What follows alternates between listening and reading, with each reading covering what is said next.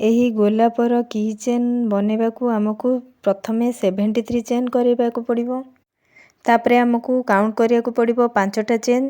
ଯେଉଁ 5 ନମ୍ବର ଚେନ୍ରେ ଆମେ ବନେଇବା ଗୋଟେ ଡବଲ କ୍ରୁସ୍।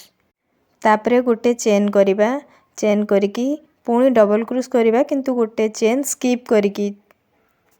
ତାପରେ ପୁଣି ଗୋଟେ ଚେନ୍ କରିବେ, ତଳୁ ଗୋଟେ ଚେନ୍ ସ୍କିପ୍ କରିକି ଡବଲ କ୍ରୁସ୍ କରିବେ। এইଭଳି ଭାବରେ এই ଲାଇନ୍ଟା ପୁରା କମ୍ପ୍ଲିଟ୍ ହେବ।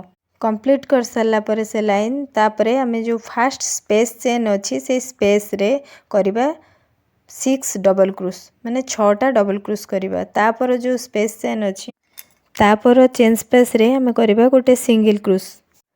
ତାପରେ এইଠୁ ପୁରା ଲାଷ୍ଟ ପର୍ଯ୍ୟନ୍ତ ଯେଉଁ ସବୁ ସ୍ପେସ୍ ଅଛି ସେ ସ୍ପେସ୍ ମାନଙ୍କରେ ସବୁ 5ଟା ଡବଲ କ୍ରୁସ୍ ଲେଖାଏଁ ହେବ। ଫାର୍ଷ୍ଟ ଆମେ 6ଟା ଡବଲ କ୍ରୁସ୍ କଲେ, ତାପରେ ଯେଉଁ ସ୍ପେସ୍ରେ ଆମେ ସିଙ୍ଗଲ କ୍ରୁସ୍ ଗୋଟେ କଲେ, ତାପରେ ପୁଣି କ'ଣ ହେବ ନା 5ଟା ଡବଲ କ୍ରୁସ୍ ହେବ। ତାପରେ ଯେଉଁ ଚେନ୍ ସ୍ପେସ୍ରେ ଆମର ହେବ ସିଙ୍ଗଲ କ୍ରୁସ୍, ତାପରେ ଚେନ୍ ସ୍ପେସ୍ରେ ଆମର ହେବ 5ଟା ଡବଲ କ୍ରୁସ୍, ତାପରେ ଚେନ୍ ସ୍ପେସ୍ରେ ଆମର ହେବ ସିଙ୍ଗଲ କ୍ରୁସ୍। ତାପରେ ଏହି ରୋ କମ୍ପ୍ଲିଟ୍ କରିକି ତାକୁ ଷ୍ଟିଚ୍ କରିବା ପାଇଁ ଆବଶ୍ୟକ ହିସାବରେ ଉଲ୍କୁ ରଖି ଉଲ୍ଟିକୁ ସେଇଠୁ କାଟିଦେବେ। କାଟିକି ତାକୁ ଏମିତି ରାଉଣ୍ଡ କରିବେ। ରାଉଣ୍ଡ କରିସାରିଲା ପରେ ତାକୁ ତଳୁ ଷ୍ଟିଚ୍ କରିବେ। ଷ୍ଟିଚ୍ କରିସାରିକି ଉଲ୍ଟିକୁ କାଟିଦେବେ। ତାପରେ ବଢ଼ିଥିବା ଉଲ୍ଟିକୁ ତା ଭିତରେ ଛୁଞ୍ଚି ସାହାଯ୍ୟରେ ହାଇଡ୍ କରିଦେବେ। ତାପରେ ଆମେ ବନେଇବା ଏଇ ରୋଜ୍ ପାଇଁ ଲିଭ୍।